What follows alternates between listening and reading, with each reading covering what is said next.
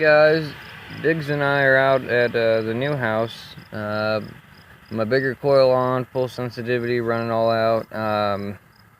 And we just dug this hole here. And this is what we dug up. And you flip it over, and it's got a face on it. It's like a Zeus looking face. It's kind of groovy. I think it's a handle to a drawer or something, but yeah, it might be that.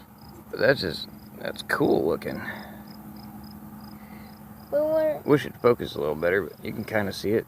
When we were metal detecting in Casey Geiger, I saw a shooting star and I made a wish and it came true. We found something cool. That's right. All right, on to the next.